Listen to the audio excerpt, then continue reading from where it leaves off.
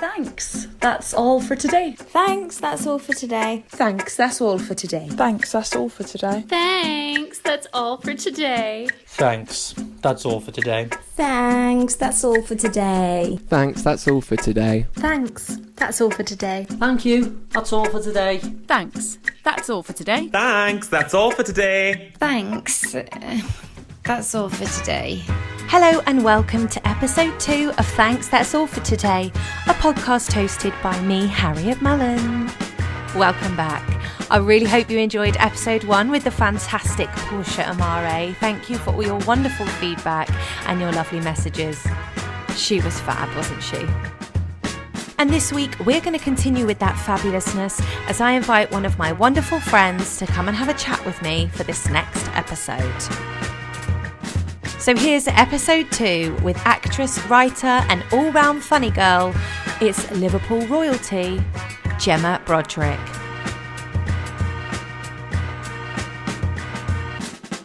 We are not in the same room at all. I wish we were, and it's going to be a long time until we can be. And I don't remember the last time I was in the same room as you. When was it your birthday in July? No, it wasn't. It wasn't the birthday.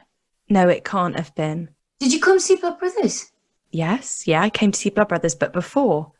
Oh, hang on. No, that was in Manchester. That was with me in Manchester, there wasn't it? That was before I was in it. We went together to watch Yeah. Not you went in it then. Oh, yeah. Have I not seen you in Blood Brothers? Oh, my God. Not that I'm saying you've missed anything. Like, wow, you heard it here first. You've heard it here first. She's a terrible friend. Hang on. How can I have not seen you? I've seen you in so many shows. I must have come over for pizza since then because I love coming to your That's house what I and mean. having like And pizza toasties. and toasties. Oh, the George Foreman grill, the toasty maker. Right, I literally have just gone totally off topic.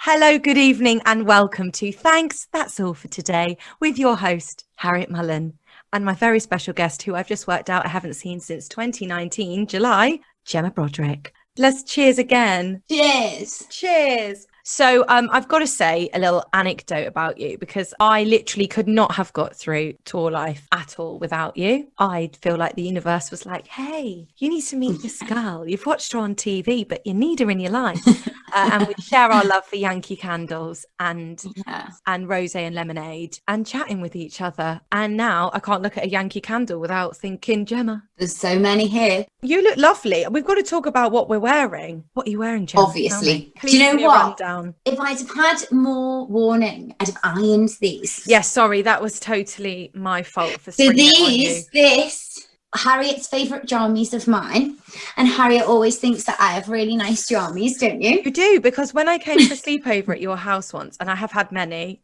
where we don't go to bed until like 4 in the morning or 5, but I remember getting ready for bed and you literally opened this drawer under your bed and there were just so many pajamas. I think I've got into pajamas because of you, because I have been buying so many pairs of pajamas. So today, ladies and gentlemen, on Thanks, That's All For Today, we have Liverpool royalty among us. Yes, we do. Don't pull that face. We do. We do. Okay. There's 2 people in Liverpool. People say, oh, you must know so-and-so. It's Tim Lucas and Gemma Brodrick. Yeah, everyone knows Tim Lucas. So you have been a part of some incredible shows, Blood Brothers. I was going to say Midsummer Night's Dream. Just throw that in there. Have you ever been in Midsummer Night's Dream? Well, I'm going to pretend you have. Obviously, Cilla The Musical, the TV and the musical version. Now, I remember watching you in the TV version. And when I met you and Michael and Tom Dunley, I was like, look at you guys, like, I know them. And with you, you said to me, are you the girl from Scotty Road? Right? Yeah. And I just was a bit nervous. And I said, yes. Because I sound like I'm from Scotty Road, don't Do I? not sound like that's a stupid question of me. It's like, oh, you're the girl from Scotty Road. And So I got told, oh yeah, the new girl who's coming in, she's really feisty. She's from Scotty Road, and I was like, oh my god. And then I met you, but I mustn't have heard you talk. I must have gone in with, are you from Scotty Road? And then you were like, no. I said yes. And then you were like, oh wow, so you've been like gigging at the Cavern. And I was like, hang on, I cannot keep up this lie. Like I was thinking, we've got 6 months together on this job. I cannot start with a lie. No, It's I'm a from big- Cheltenham. Like, no, I'm from Cheltenham. I didn't know what Scotty Road was before Cilla the Musical. So I just was like, yeah, I'm half Scottish. Does that mean I'm from Scotty Road? Also, we've got to talk about your amazing shows that you've done at the Royal Court. I've seen you in both fantastic productions of Yellow Breck Road and Lost Souls 2. Yeah. I love that theatre as well. It's so beautiful. So we've also got to talk about the fact that you are the creator and star of your very own show, which I've also not been able to see, but not because I was a bad friend, because That's not your fault. I didn't know you then. Yeah. Tell me about Kate. Kate is boss. Yes. So Kate, the actual story of how this came about was, have you met my good friend Moz, Simon Naylor? His name's Simon Naylor, but I call him Moz. He was a director at my drama school years ago, and he's opened a theatre in Manchester. Right. So I was doing a cabaret night for him in Manchester.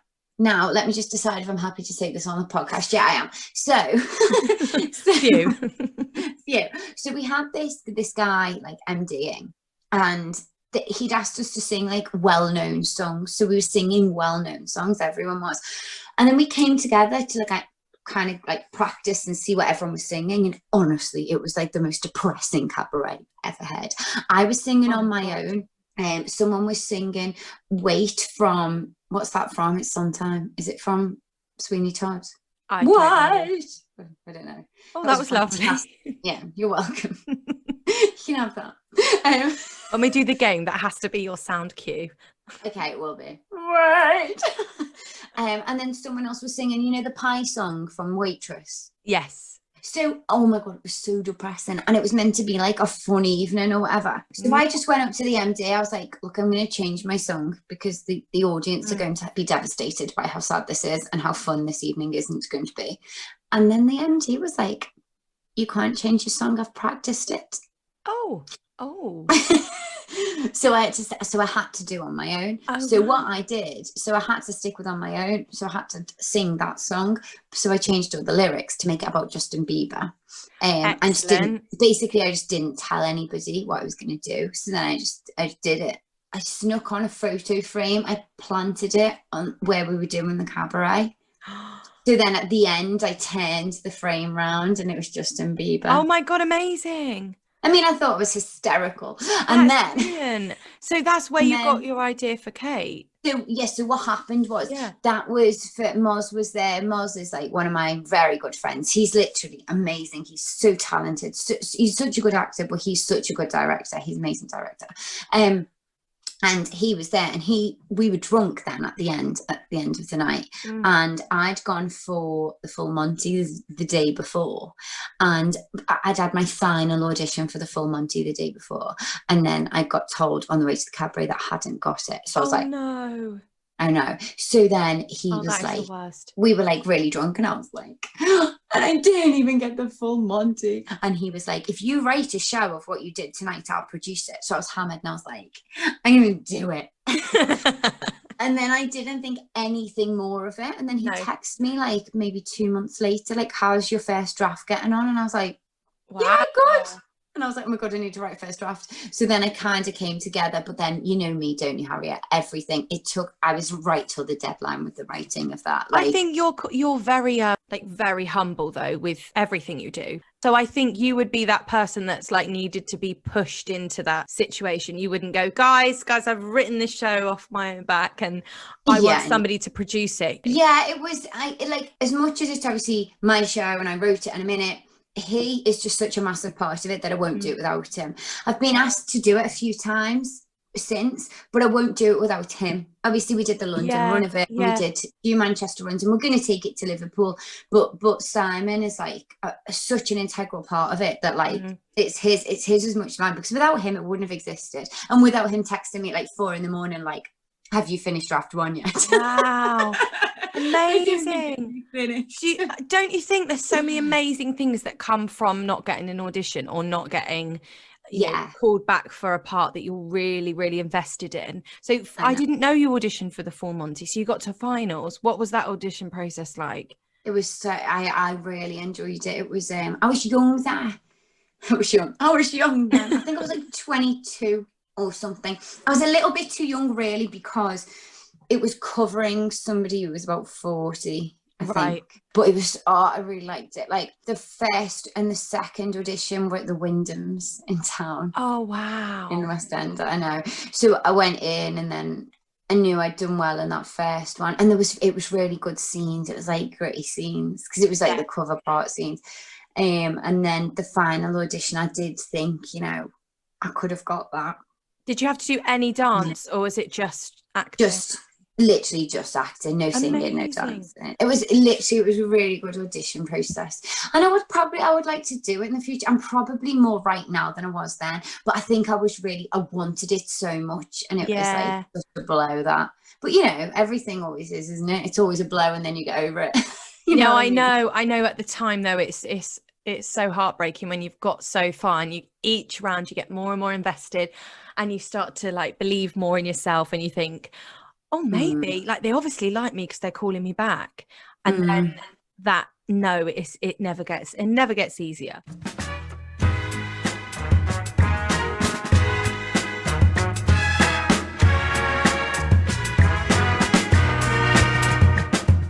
So let's go back. What age were you when you went to drama school? And you went to Italia Conti, didn't you? Yeah, I went to Italia Conti. I was actually the youngest I was the youngest in the school at one point. Okay. I was the youngest. You're a July baby, aren't you? Yes, of course. So I went to 18, but I did the degree. So we were in a separate building. Hence why I was the youngest in the school, because I think they do day school at Italia Conti. So children 6. And did you audition for lots of drama schools, or was Italia Conti like your favourite choice? So lucky with this is something I was really lucky with. You're gonna literally laugh your head off at this. Have I never told you this? No, I don't think so. I auditioned for like mainly dance schools. Well, do you know what, Gemma? You are a great dancer. The first time I saw dancing in the street, I was like, she's brilliant. And you're full out as well, because you've got lovely long legs. Full out with feeling. Full out with feeling. Go hard or go home. Yeah. So when I was like that age, I was really, really, really dancey. And so I got in arts ed. Do you remember I've told you this on the degree or whatever that is? I just casually got into arts ed. Wow. But arts ed was musical theatre. Right. And then I got in on a few things that I didn't really want. I think I got a year in Mountview, 1 year, which I wasn't going to go. But I almost got into Lipper dance.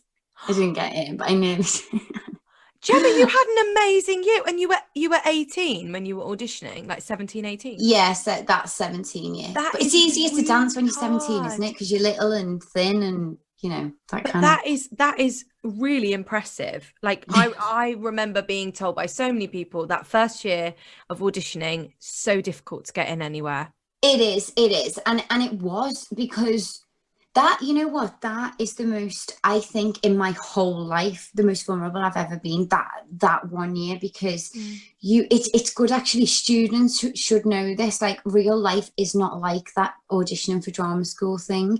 It's savage, and different schools have different things that they look for. And if you're not right, and it's not even just that, you've got to remember every school wants a scout, a few working class girls, a few working class lads, a couple of middle class. You know, they wouldn't admit it, but go and watch any drama school. You know what I mean? Go and watch, and you see a picture of people. And I think it's not only looks, it's like essence. Like, I know that, like, I literally, like, I adore Conti. So then I was going to arts ed. That story ends that I was going to arts ed. I'd said yes to them. And I said yes to them. And then there was that Italia Conti audition for straight acting, because I turned around to my head of my dance school at the time was also my agent when I was like a kid. And I said to her, like, don't really want to dance anymore. I want to act. And she was like, what are you just decided to say this now? I was like, it was like May. It was May. Whole year. I said in September. So there was this audition for Conti for just acting course. And then when I got to the this is funny. Oh, no. In the final, they went, so it says here, because they had the UCAS thing, it says here you've got an art set, but so why are you auditioning here? Are you telling us you're not going to art set? And I went, no, I'm not going to art set. I want to act. I don't want to be a musical theatre girl. I don't want to sing and dance. And they were like, well, that's really impressive. What if you could name any part in the world? What would you want to be? Guess what I said? I said Glinda. And do you know what? I judged them for letting me in. I brought this up once with the head teacher. I was like, I judge you. He went, that was a terrible answer, but we overlooked it. And do you know what? I would hate to be Glinda now. Like, I would hate that. Obviously, my friend's done it, hasn't she? And she said it's really scary. That is so funny. Isn't that funny, though? Like, on the spot, though, I'll give you some credit. On the spot, it's really hard when someone says, what part do you want to play? So I don't blame you for saying that. A Glinda. Amazing. It will make it happen. We'll do a Glinda and Alphaba little like tribute. Amazing. Let's just talk about your drama school experience. Was it everything that you thought it would be? Were you sad that you didn't go to Arts Ed, or were you relieved that you'd chosen Conti? Yeah, I didn't really know what I expected, I suppose, from drama school, but it was, for me, it's the best thing I've ever done. And like, even now, like, I was considering about 2 years ago when we were in Cilla, when we were on tour. I was considering maybe trying to do a year, you can do a master's at RADA. And I still maybe I'm considering that, but it's just, obviously you've got to then take a year out of your of auditioning to do it and stuff. So, but them years were, for me, the best years. But I know that other people don't say that. Like, I know other people who say they didn't gain much from training, but the person I was at 18, very musical theatre and very like, how to explain it? It's like in my head, like, I guess I just wasn't grounded and I didn't know how to like approach anything. So for me, it was the best thing I ever did. I needed to learn how to like read a script and look at text, and I needed that. Some people, I guess, maybe don't want to, or it's just different. But for me, it was like definitely best thing I ever did. I literally can only act because I went to drama school. I do believe that. Did you act before you went, or were you really dancey? I was really dancey. I did like Lambda exams, them. Like, I needed it. I definitely needed the grounding, and I needed to look at things differently. But some people didn't, And I do believe comedy timing can't be taught. And I think, if you're funny or you're not, and if you try and learn, then it's so contrived as well. Because you can tell people are like trying to think of like beats, and it's just like, oh, it's awful. You are literally a masterclass in comedy acting. Like, when I did my intro for this on Instagram, and I was like, we've got comedians. Oh, that was you. I was like, geez, so honestly, just to know you as well, you are so funny. It's not like you're funny on stage, but you're very serious, off stage. You just are genuinely hilarious.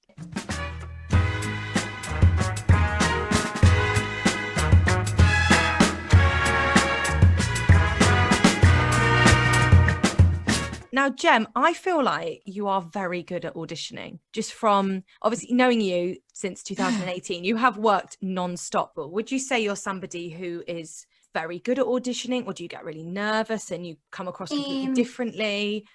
Actually, I would say I'm quite good, yeah. I reckon I'm probably better at auditioning than doing the job. No, your ratio audition to getting the part, to me, seems very high. And you... Yeah, but I agree. That's of late, of the last few years. But I think as time's gone on, I've like, I know myself better. So I say no to things now. Yes. For example, if I was told to go in for Glinda, I would say no. You know what I mean? So I think I only will agree to go for things that I genuinely think I'd be good at, or good for, or would be good for me, like, to do. So I think it does probably look like, oh my God, you at the moment, like, your ratio to, but obviously there's things that I wouldn't get, like, That's really interesting, actually. That Alphaba audition, I said no.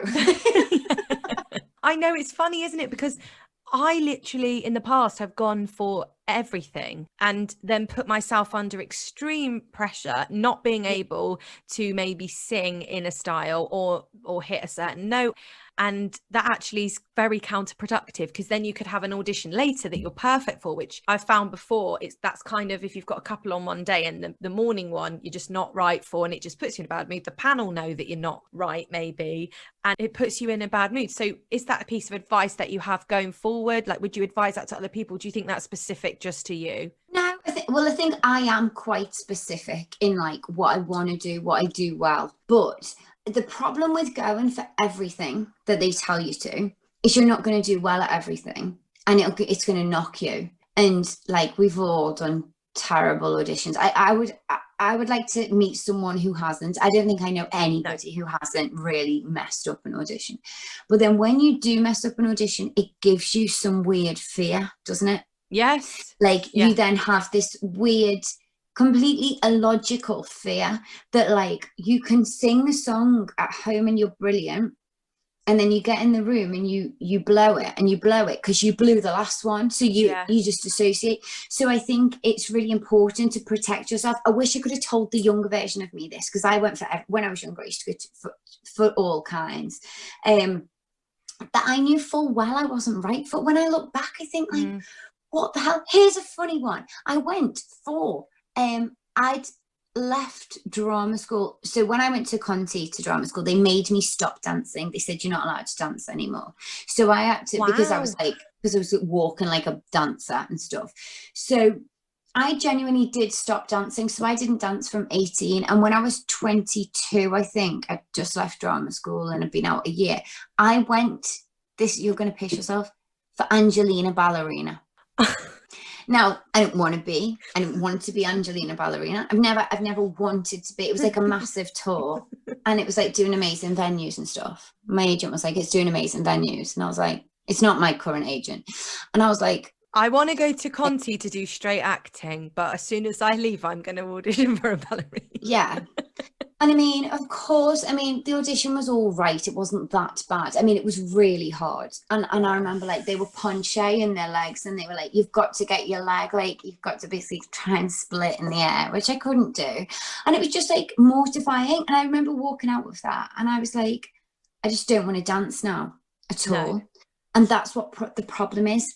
If you put yourself in that situation, you go, I don't want to dance anymore now. And then you tell yourself that. And then you go, I don't want to sing anymore now, because you went for Phantom and you were never going to get Phantom. So you shouldn't have gone. You know what I mean? Yeah, definitely. So that's what I do now. But I look at things from more of an acting perspective, because that's what I'm good at. I mean, the musical theatre thing, I don't think, as would like joking, I wouldn't get Glinda. You know what I mean? Like, it's not what I would get, nor is it actually what I want to do. So no, well, when you look at your career, which we'll come to a bit later on, probably in about 6 hours time, because I just love talking to you. I feel like I'm watching like your live documentary. It's very enjoyable. This is your life. This is your life. The parts that you have played in a musical have been very actor focused. So it's probably a good job you didn't do Angelina Ballerina. It probably is, with the big head on. Yeah, with like the big Angelina head. I wish I'd seen that. So that's probably why it looks like I've got a good ratio, because I just don't go for the ones I don't think I'm good. It's very sensible. I actually think that is really good, because if you're in a positive state of mind, like, oh, I've got the last 3 jobs I've gone for, then you're like, oh, I'm on a winning streak, rather than I've gone for 100. And they think it too. They think, oh, she got the last one and she's done the last one, and you know what I mean? Yeah, because it's just a mind thing. Definitely.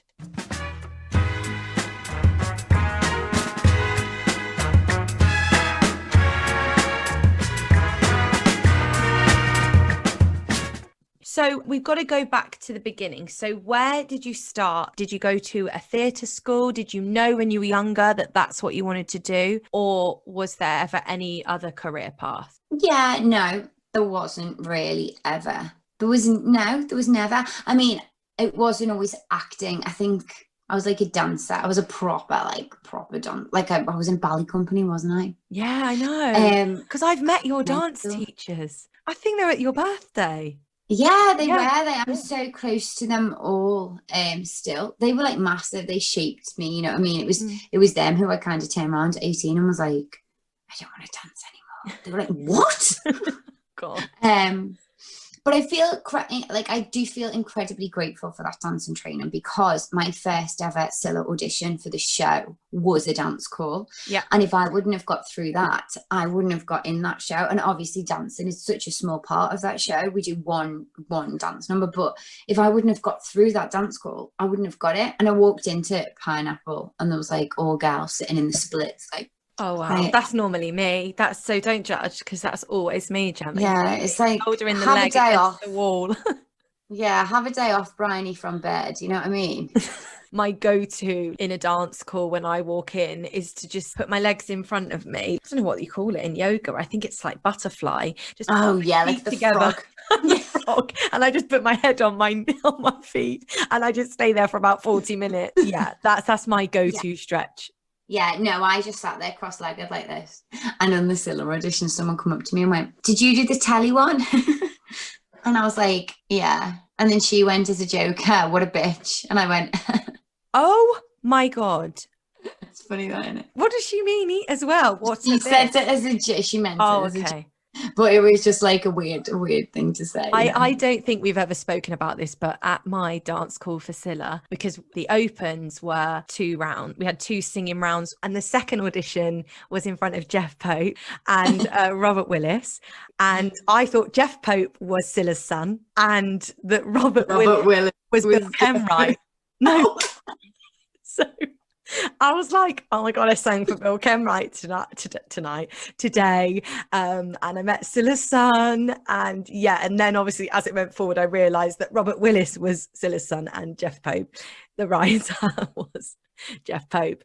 So that was great. But I have to say, I was so nervous. So the dance call was for the final 30. And you know, the toilets at Pineapple are like at the bottom.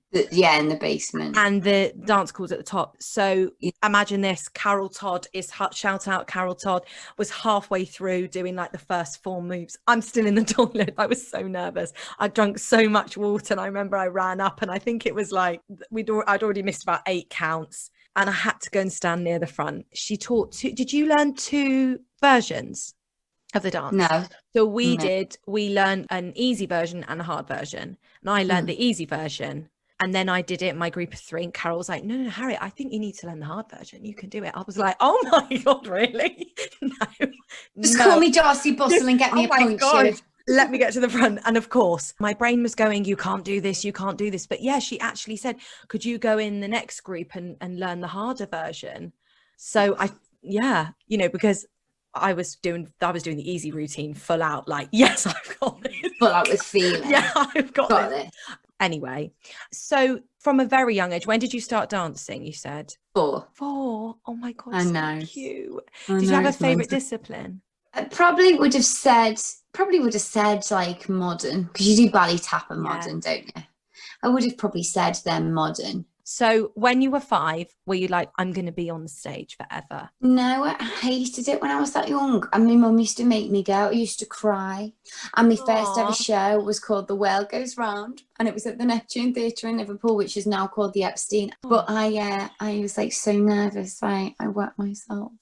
Oh no, Gem. I know. Oh my God. I'm not laughing. I know. That's actually No, you really can laugh. cute. You can laugh. I'm over it. I was 5. I don't even remember being mortified about it. I remember it being really like quite matter of fact. My chaperone, I was like, I've wet myself.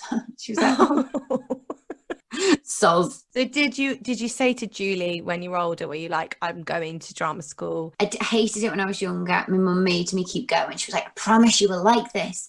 And then I think I really liked it by the time I was like 7 or 8 or something. She was right. And then there was never any question really about anything else that I'd do. I wasn't like academic, or I didn't want to be academic, or I don't know. But it was a bit more musical theatre-y when I was younger. I think I wanted to do musicals. But I just think that was what, I remember going to see Starlight Express and thinking it was amazing, and Grease and Saturday Night Fever. So I just assumed that's what I'd do because I was dancing full time. You know what I mean? Like, I don't think I ever would have thought that I would have been able to be in a play. I would have just saw myself as like dancing in musicals, and that's amazing. Like, and people who do that are amazing. But it is weird how like your life just changes a little bit, but it's kind of still the same but different, isn't it?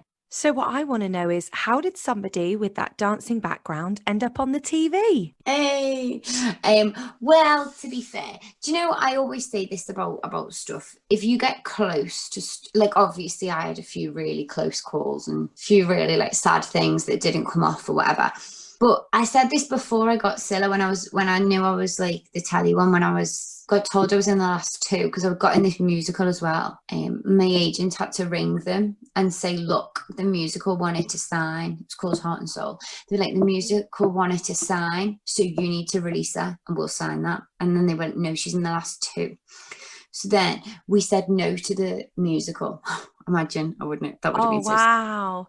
So we said no to the musical and just hung on. But I remember saying to my friend, you know what, if this doesn't work out, it just will work out in the end. Because and I think I always say this to people who are like down and stuff, who've been for loads of auditions and haven't got them.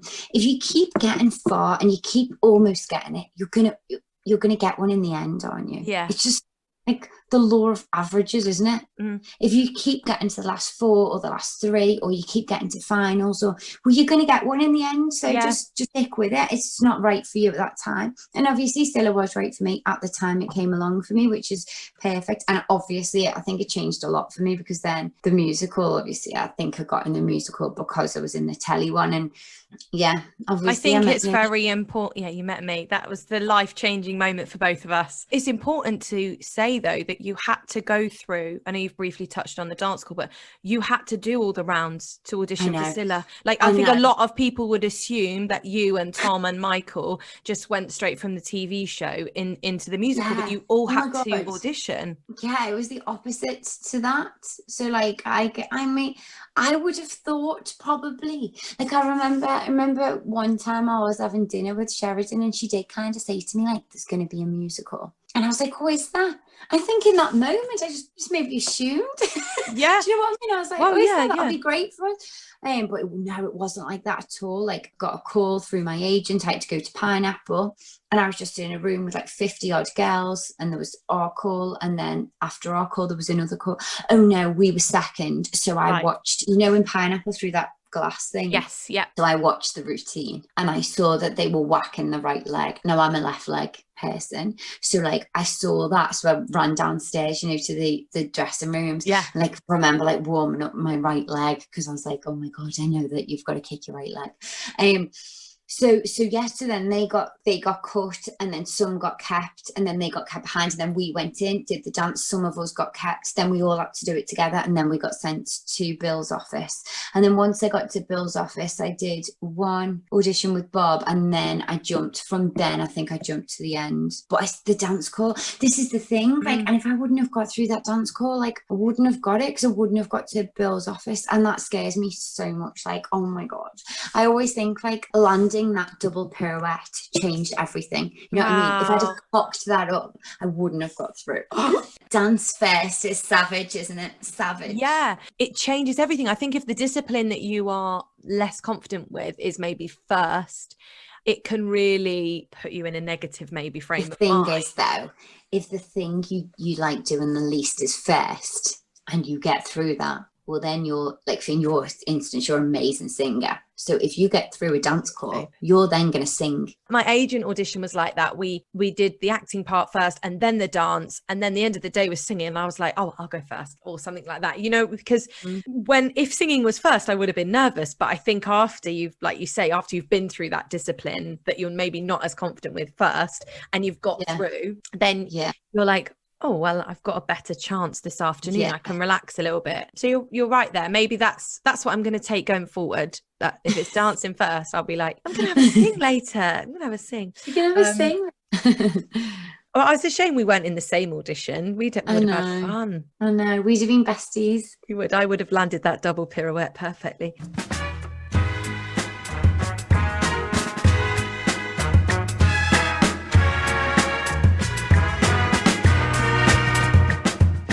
So let's play a game. Okay. I'm excited. This is audition types. Okay. So this is would you rather, basically. Okay. Open versus closed. Closed. Yeah. I don't know anyone who's going to say open. I mean, that's a really silly question. I've said that every time I've asked it first. Good start. Just a trick question there. I would judge you if you said open. Group versus solo. What do you mean? Would you rather be an S Club 7 or would you rather be Well, soloist? obviously I'd rather be solo because I don't have to sing harmonies when I sing on my own. Oh yeah, of course. No, wait, I've got a harmony question next, so don't even Swear joke be an about that. alto 2 or something and having a nervous breakdown in the wing with my finger in my ear, like. But would you rather do a group dance call or a solo dance call? Why would you ever do a solo dance call? Maybe I'd rather do a solo dance call. I mean, I would much rather do a solo dance call. Bryony from bed wouldn't be there then, sitting in the box splits before we start. No, not at all. Dance recall versus harmony recall. Dance recall without a shadow of a doubt. Oh my God. We actually haven't even spoken about the fact that you mask that you have this incredible voice. You're like, no, I'm an actress, and I've done a bit of dancing. You have an incredible voice, such a powerful voice. I'm an actor who can blag a song. That's how I describe myself. No, I don't think Adele needs to worry. No, I'm not taking that. I'm not having that. You're fantastic. Would you rather do a cold read versus prepared material? Oh, that is a really good question. Oh, I mean, it's easier to do a cold read, isn't it? Mm-hmm. Probably prepared material. You know why? Because if you've bothered to travel to London and everything, you may as well have had something so you can give it your best. Yeah. I do think a cold read is easier though, because there's nothing to prepare, there's nothing to have to remember, because I always learn everything. Yeah, and sometimes I put so much pressure on myself. Like for Blundellsands, they asked us to pick any section of the play. They were like, just read the play and then pick a bit and then just come in and do it. And like, I don't know why I did it to myself, because I should have just picked like a short bit. I like picked like 6 pages, like the best 6 pages where I thought the character did that. I was having a nervous breakdown. I was sitting in the wings, genuinely, because we were in Birmingham at the time with Blood Brothers. I was sitting in the wings, like in the quick change bit in Blood Brothers with the lines, and I had to travel to London at 6 o'clock. I had to get up, and then I had an audition at 10, so I had to travel at like 7 or something the next morning. I was like learning the lines in the wings, and I was thinking to myself, like, why am I putting myself through this? Yeah, why didn't I just pick 2 pages or something? Oh my God, I know. So you always learn. You're always off book. Yeah, that's just my preference. There's no need to do that. I know a lot of people who don't, because I know a lot of people who say it's not a memory test. Definitely. Would you prefer a monologue or part of the script? Oh, I'm loving your reaction. I need this all the time. That's a good question. Do you know what? Probably a monologue in an audition, because you can prepare it better. I find it hard sometimes. Like, we've obviously all had them auditions, haven't we, where you're like, your character's like devastated. You're like, are you leaving me? And the person reading to you's going, yeah, I'm leaving. I'm never coming back. And you're like, please stay. And they're like, okay, I'll stay. It's probably easier to do a monologue. Have you ever had to do that thing where they give you 3 or 4 monologues to learn? No, I've not had that. Yeah. I did go in for a telly thing once that was unnecessary. They gave me like 8 scenes to learn and then asked me for 1 of them or 2 of them, and then didn't ask me for the rest of them. And then they were like, all right. And I was like, well, you could have just given me 2. I just literally learned like 400,000 pages of script there for nothing. I think what they sent was everything. It was like 1 episode of something, and I think they sent everything that she did in the end. So I learned the whole thing. May as well have got the job. Wouldn't have had any more work to do. I was fuming. I got out and I was like, I can't believe they didn't ask me for it. Oh my God. What's your memory like? Is it good short term or long term? Could you like pick up a piece from an audition a while ago and be like, oh, I remember this?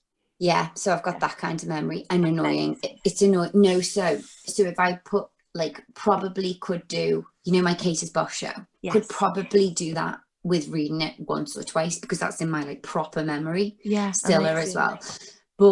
But my short-term memory is not brilliant. So if you gave me like an hour to do something, I don't know how good I'd be. I'm better doing it. Say I've got the audition on Friday, I've got to be learning that on like Wednesday, really, for that to get into the version of my memory that will then sit so that I can like actually play with it. I can't do it within an hour. I find that hard. No. That is so hard. My brother, interestingly, he's not obviously in the industry, but he can watch something once and like remember it word for word, down to the attitude and character of that role. He could watch or hear something once and he's got it down. It's really interesting for somebody who isn't, you know, an actor. He will start quoting something and I'm like, oh my God, you're really good at that. Really interesting that some people's brains are like that. You've kind of answered this one. Read with actor or read with writer? Oh, I don't know. That's hard. Maybe read with an actor, because the writer, I don't know. That's hard both ways, I think. Yeah. I think sometimes when I read with an actor, it can be really helpful if they're up for like the opposite part to you. So like your love interest, or I think that's so helpful. That's good. Yeah, that's probably that. I think I prefer that. That's probably that. Would you rather play a villain or love interest role? Oh, a villain. Handy P. Comedy versus musical? Comedy. Choose your own song versus prepare their material? Choose my own song. And a big question for you, TV versus theatre? I don't know, really. Feel like I've done a lot more theatre, so I can't really have it equal. I'd probably say there's boxes that I want to tick in telly that I haven't yet. But then there is boxes in theatre. I don't know. Glinda.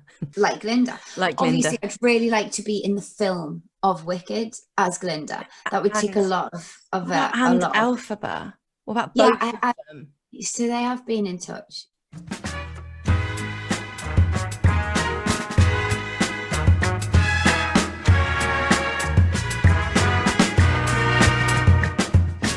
Okay, so I want to know, and I think a lot of people listening want to know, what is the major difference, do you think, between TV and theatre auditions? I think I try to not do it differently, but I think you do it differently. And like telly is so much smaller. Like I know sometimes I go so small, it's barely even there. I think that's what they want from telly, but you wouldn't get a theatre job doing that necessarily.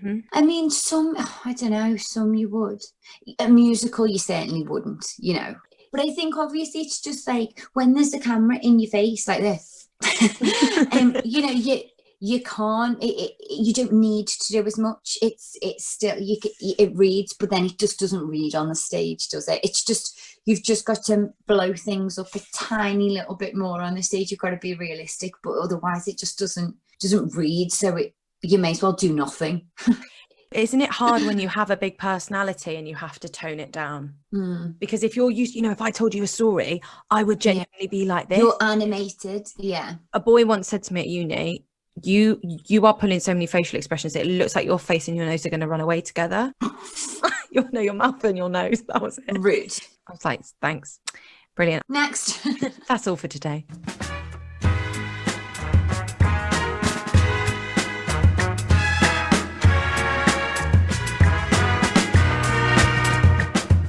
So we've got to talk about the show that you were doing before lockdown came into action, Our Lady of Blundellsands. Yes. That's it, right. The reason why we're laughing is because I just tried to introduce it beforehand terribly. I blame it on incorrectly. Completely incorrectly. I think I split the word up. So you were absolutely loving that. I mean, the cast was amazing. Tell me about who was in the cast before I pronounced their names wrong. I was like the only non-famous person. You just said the only fit person, and I was like, yeah. Oh my God, I was the only fit person in the cast. Next. So like there was like Josie Lawrence is a legend. She did Whose Line Is It Anyway? She's very good. She's very funny. Then you've got Tony Maudsley, who's actually recently gone into Corrie. He got that while we were doing it. He was in Benidorm. Then you've got Nathan McMullen. He was in Misfits. Then you've got Matt Henry had like literally just won an Olivier before we started. And then when we were in rehearsals as well, me, Matt, Tony, and Josie went to see him like on the big screen, because you know they did Kinky Boots, they did so I was like sitting next to Matt Henry watching Matt Henry, and I was like, I'm the least famous person in this cast. And then there was Annette Babland, and Annette is like, that woman, like I've said her last, because I just adore her so much. Like she's everything like I want to be. Like it's mad, but she's so good, but she's so humble. I feel like it's mad. Like I feel like she doesn't realize how good she is. Like she was really nervous on the first night, and I was like, "How are you nervous? You're amazing!" Like Oh, and my dressing room was next to hers, and they'd put our names on. So like it was like Annette Badland and Gemma Brodrick. And I remember looking at them and being like, oh my God, I need to get a picture of that. And how many weeks did you have left? 3 weeks left to be had. I know. I hope that comes back. I feel like I wasn't done with it. I think not saying goodbye to it. And we spent such a long time rehearsing it. We spent, like more than a month, like 5 6 weeks rehearsing it. Yeah, of course. I think we spent more time rehearsing it than we ran for. And it was just a shame. Like, it was amazing to do a Jonathan Harvey original. It was obviously amazing to have my name in a book. I was like, Mom, look, I'm in a book. But yeah, I hope we do that again. That's I'm a bit like sad about that, because it was an amazing thing for me, that, and like, just personally meant a lot to me. And the fact that it ended prematurely is quite a bitter pill to swallow. But I'd love to see it, because we were so close to seeing it. It was so unfair. And like you said, not getting the chance to say goodbye to the show either, and not getting that closure. That's what I mean. And like, even like me dressing, I was attached to my dad's amazing dressing room, and all my stuff was packed up, and it was just the way it was done. It was just, I just never said goodbye to it. And we rehearsed in the theatre as well for the whole time. So rehearsing in the theatre and being in it was just so like, I was so attached, and then to have it just taken like that. But I do think it will happen again. Jonathan Harvey is an absolute genius. I mean, I wouldn't say that to his face. But he's an absolute genius, and it was so good. And like, Nick Bagnall was the director, he's amazing as well. I hope it gets a life in London. By the way, Gem, can you remind me, what was the audition process like for this show? That was the one where they were like, just read it and prepare a bit that you like. Amazing. And just one round, or was it quite a few? Oh, no. Wow. I did the London. They saw me in London because they were doing Liverpool auditions, but they saw me in London, and then they did Liverpool auditions. And then I think there was going to be a recall, but then I couldn't go, and they just went, you know what? Like, I think that's what I was like. I think there's something to be said though for like as a casting director or as the writer or whatever. I think if you've got an idea in mind and you see it, what could maybe 7 more rounds do other than prove that person is right for the role? Because I know sometimes obviously things might go wrong in an audition, but I do wonder how much of it is a gut instinct. The people that they see first round and they love. I wonder how many rounds it takes for them to just go like, that is the person. Yeah, I agree. I think you also like have an idea of something in your head, don't you? So if someone comes in and does your vision, then you're like, oh, that was good. Or if they don't do your vision, but they do something like, oh, that's interesting. So, I mean, I feel so lucky for that. Like, I feel like I remember coming out of that and thinking, oh, I could have done better. And I remember sitting on the train and being like, oh, did I do my best? But I suppose you never know, do you, if you did your best? No. But how cool as well to have gone back into a musical that night. Like, that is the dream. Do you find that you work better under pressure, like having to like rush back to, because you obviously auditioned for things before when you've been in a show? Is that like the do you remember dream? that? Or do you remember that Royal Court one? Oh my God, do you remember that? We had the leavers dinner, and then I was up at 6, and then we had 2 shows. Yeah, no, I know. I just think it's like it's a state of mind that you've just got to do it, haven't you? Like what I'm just referring to there was when we had the leavers Cilla meal, didn't we? I didn't want to miss out on that because that was so special. So I went to that, but then obviously I had the recall, wasn't it? The next day. Yeah, I had the final round for the Royal Court job the next day, and so I had to get up and get the train. Where were we? High Wycombe. I had to get up and get the train from High Wycombe to Liverpool at 6 a.m. I was in at 10, but then I had to say to them, I've got to have left by 10:20 because my train was at like 25 to 11. Yeah. Get back to High Wycombe. I remember our company manager was like saying to me, like, you get back. Like, there's no option. You get back. Yeah. Like, if you fly back, you get back. I was like, I'm going to be here. I'm going to be. Didn't you find out that day that you got it though? Yeah, they rang, like, I was on the train. I ran for the train, and then I got the train.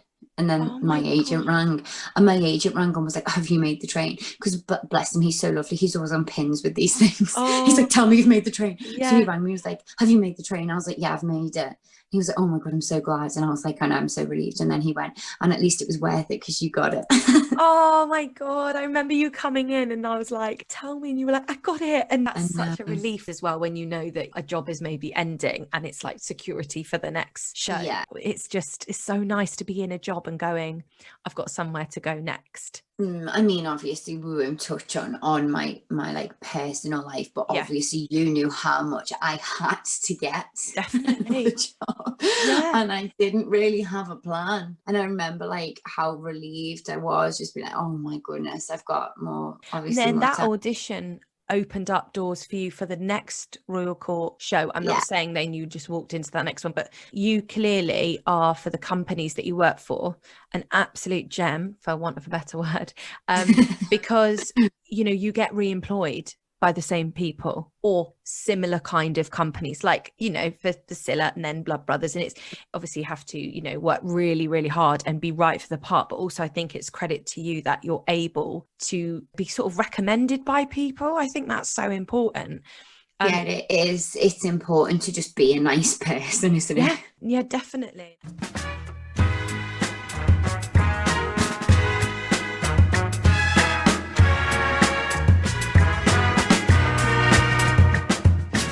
So we've done the quiz and we've had a little chat.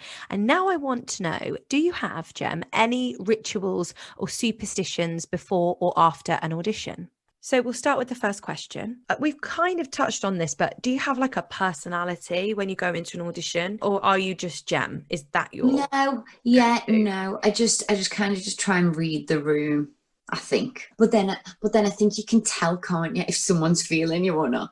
Do you want me to tell? I think I might have told you this, but do you want me to tell my funny story again? My, you know this, I think. This is my worst audition story. This is for a really good job that I didn't get right.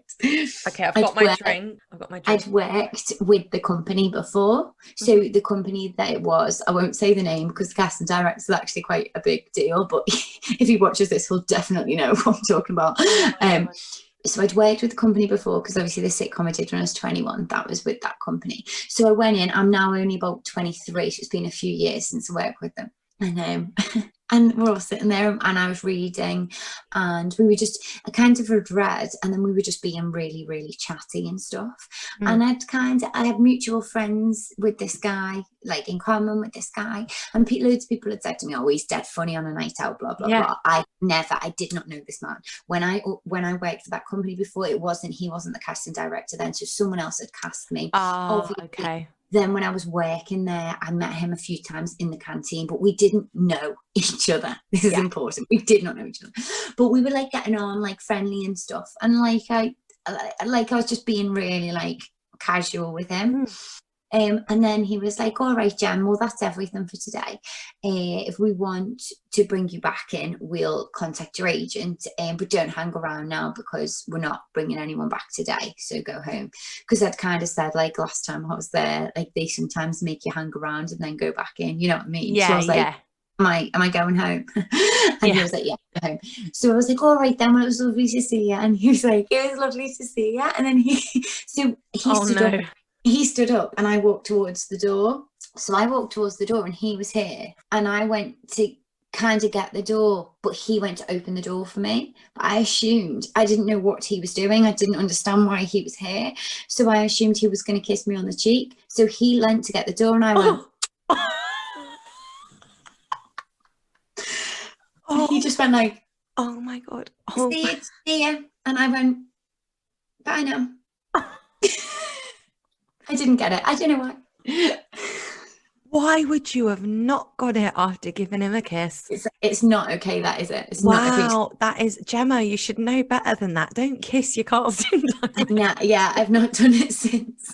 Isn't that awful? It was one of the moments that he looked as well, and he was like, but he was trying to be cool because he was in like my age, you know. I think he was probably, I was like 22 and he was probably only about like 30 or 29, and I was like, oh my God, I just assumed that he was being informal and like went, I know. But no, but he wasn't. He was just opening the door for me. And I went. Hi, just me, post me, future me, but past now that you're listening to this. But anyway, editing me is here just to say I've had to edit out all my laughing because I can't quite control myself after Gemma tells me that story. So here's a little interlude. So back to rituals. Do you research? Why did I say it like that? I don't know why I'm talking like this. Do you research? Oh my gosh. Do you research the show or the role before you go in? Or are you just like, oh, I'll make it up? Before the audition. Yeah, did I say before the show? Before the show. I always do read the play, yeah. And do you know why? Because I've heard horror stories of people getting forced out. I would never not read the play. I just feel like I couldn't cope with that awkwardness if they asked me something about the play and then I hadn't read it. And I think you can well tell as well. Yeah.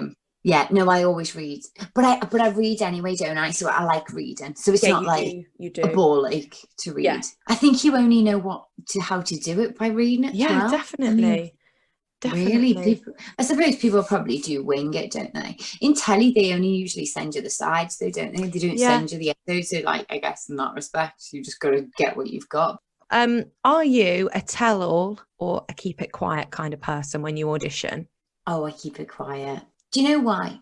Because it's a good thing to tell people you've got something, but it's not a good thing to tell them you didn't. I mean, the Royal Court, remember that? I had to tell everybody because I had to leave. I had to leave and everyone said, where are you going? And I couldn't lie. So it was one of them, wasn't it? I was honest. And it's not a case of not being honest. I'd never lie. No. But I wouldn't say, I just don't see I don't see how you benefit from telling everyone. No. You just put more pressure on yourself, if anything. No, I know. And it's awful when somebody texts you on the day, like, how did it go today? And you've got to know. And it's like... Yeah, and I don't like the morning or of people texting you like, oh, good luck, I'm thinking about you. I'm like, don't. It's like a job. I'm not thinking about you, Steve, in your dating meeting or whatever you're doing. Do you have any superstitions with auditions? Would you say Macbeth if you were in a theatre? Oh, yeah, that is rubbish. That's a load of rubbish. No, I don't think so. I think I have the fear sometimes with singing. Like, I always like to have sang the song once that day. Yeah. That's like not that easy. Like, you know, I've had situations where I've gone and got a hotel and then I've gone in.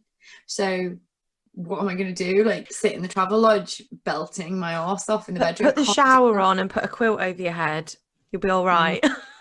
So I think it's not a superstition, but I do like to have sang the song that I'm singing. And then with Don't Ya, obviously the show that I just sing the whole way through, there's certain songs that I have to sing before it, but that's ridiculous because of course there's no rhyme or reason for why I have to do that, but I have to sing 3 of the songs before it. Oh wow. It's like, oh my god. Yeah, it's just become a mental thing, and I think it'll do me more harm. I just may as well do it than not do it, because it'll do me more harm than good, because I'll just be thinking about it. When I get to it, I'll be like, oh my god, we didn't do it. Yeah, and it's just like a little routine. When you're in a show, you have to paint your nails and eat sweets. That's what you do before a show. That's what I've noticed you do. You have to like, always eat sweets. You always have my nails. See, normally I'm quite good with my nails, aren't I? But I just feel like I'm not going anywhere. Give them a break. Well, you know me with my £1 nails flipping off everywhere. I bought 600 for £6. They look lovely. You bought 600 for £6 on Amazon. Yeah. So I've got like a bag. Let's see. Go close. Bring your nails close. Yeah, they're lovely. I digress. But anyway, I bought 600 nails for £6. This is like a little question, not really a ritual.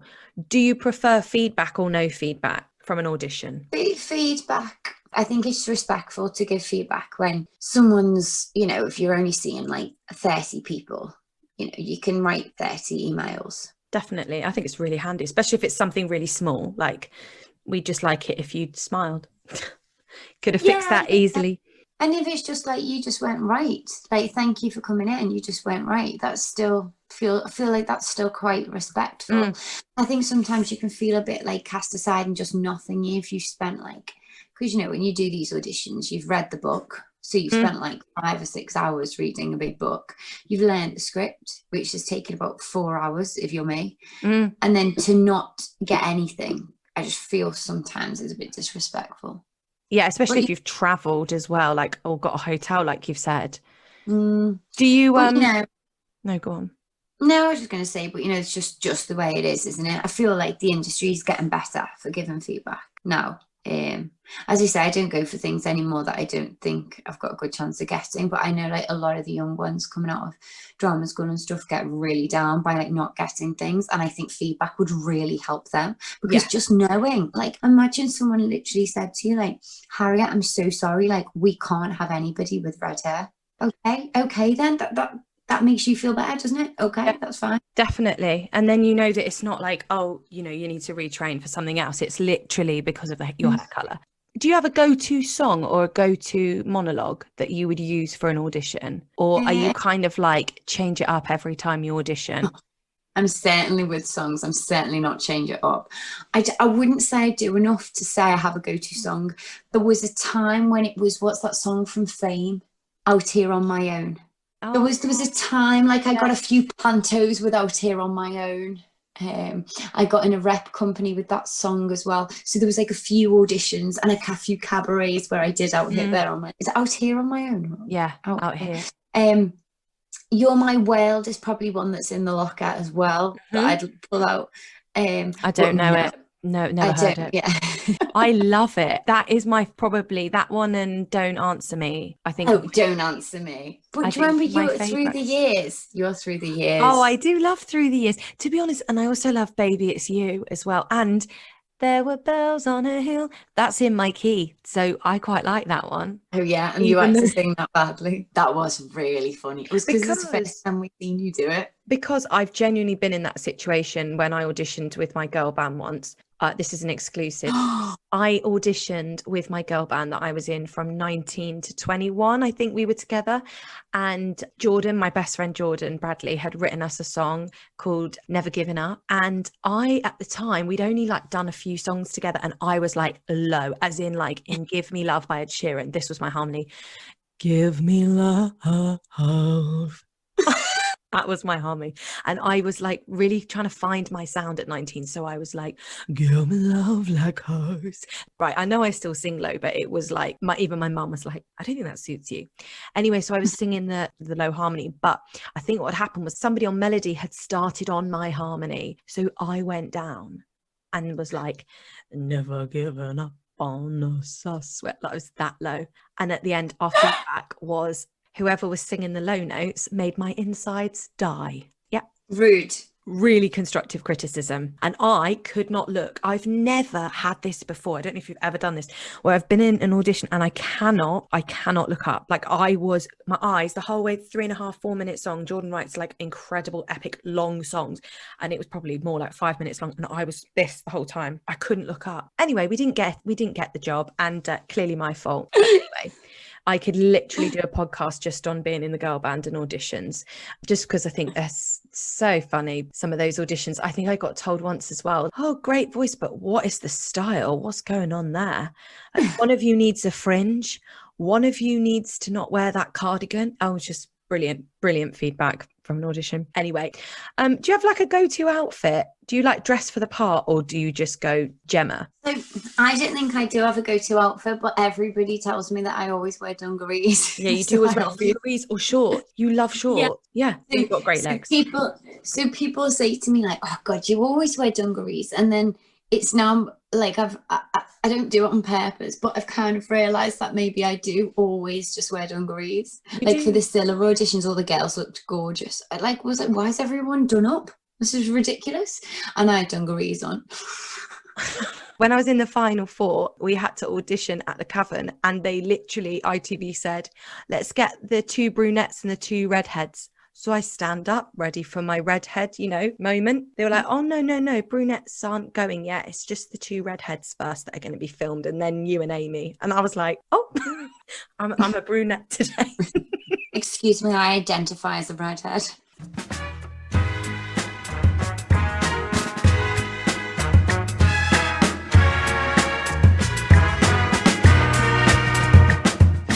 Have you got, to round up before we finish, have you got a favourite audition? Yeah, probably my favourite one. My first one that I remember thinking like, I'm in the right room and I should be doing this, was way back when I was like 21, and I didn't really know anyone. I didn't know who anyone was or anything. And it was like really weird. It was in like a church hall. God, what area in London? It was like Islington, but in this like weird church hall.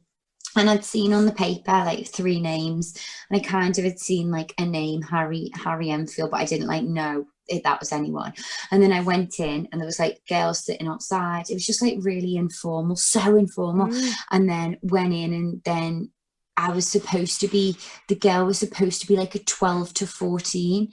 That was how it was written, but everything else about the character was like perfect for me. It's like, it was just annoying apart from that. So I'd wore flat-up boots, jeans, dead baggy jeans, and I'd wore 2 jumpers to like look a bit bigger. You're so slim as well, like Joey on Friends.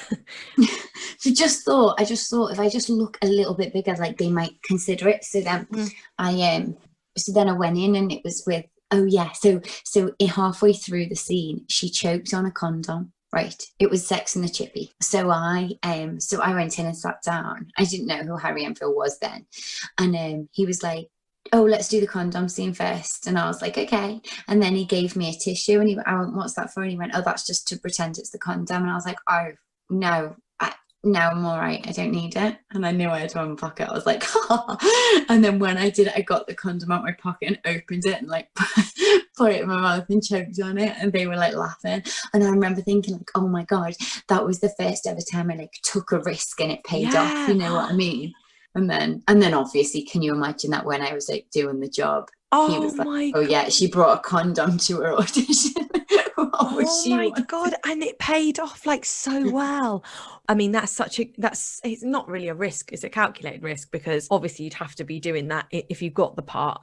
I think it's a really, really, really clever move. And Harry Enfield as well, like amazing. Do you think it helped that you didn't know him? Probably. Because I think that would throw me. Like, I know people who've auditioned for the Spice Girls for their tour, and if I walked into a room with the Spice Girls on the panel, I'd faint. Yeah. Like, I could not cope. Well, I was a bit like, because I fully knew Jonathan Harvey was sitting there, and I was a bit like, oh my God, that's Jonathan Harvey. And I was like, get over it, Gemma, stop it, just get over it. But he's been a bit of like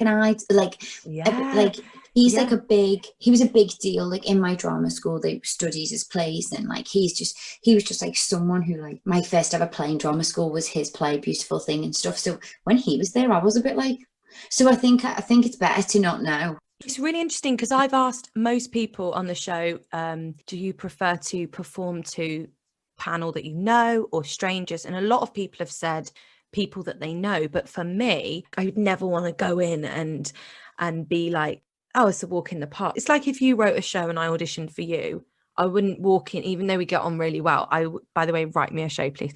I wouldn't want to walk in and be like, sorry, I'm late, by the way. Like, she doesn't care because she's my best friend. So it doesn't matter. I would be like, oh my God, Gemma, please like me.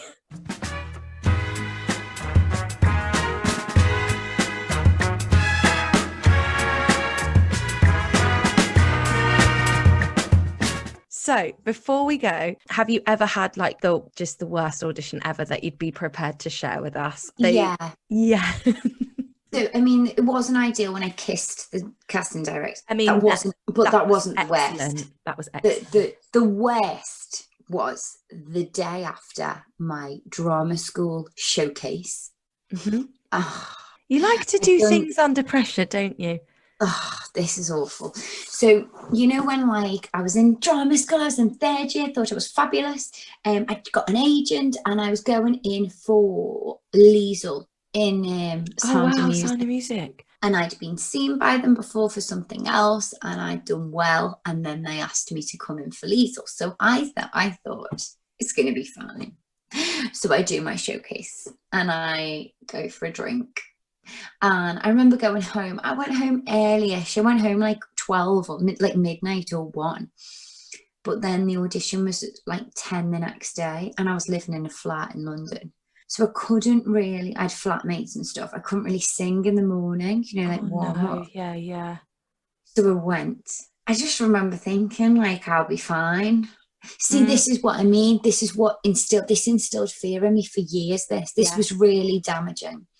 I just thought I'd be fine, and I went in and I just let's just say I wasn't fine. I sang I Can't Say No from Rodgers and Hammerstein, but I sang it like in an RP accent, like Liesel. Oh, right. I'm just a girl. Yeah. But like it got to the point where I was like, I'm in a terrible, where she's like, I'm in a terrible fix. I was like, I'm in a terrible fix. I can't. And at the end, I just went, thank you so much for your time. And he went, and I just left. Oh my God.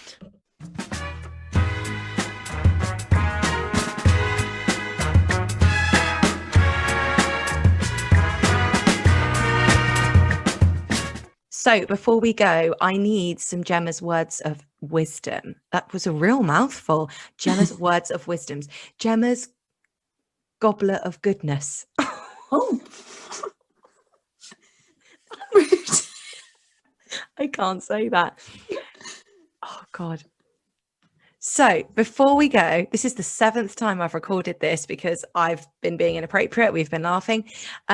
No fun here, Gemma. Professional, please. No fun zone. The podcast has been very professional so far.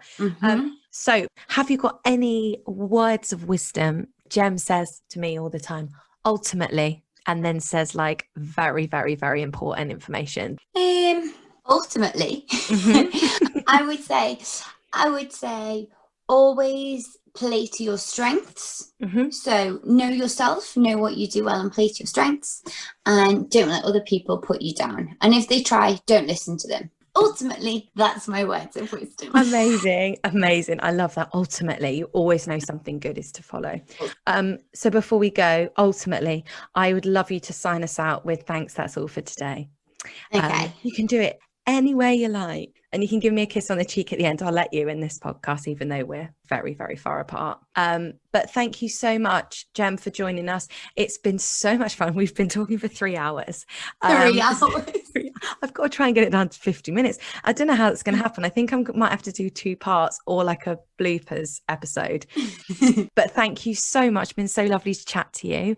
And all that's left to do is just to finish the podcast with Gem's ultimately. Thanks. That's all for today. Thanks. That's all for today.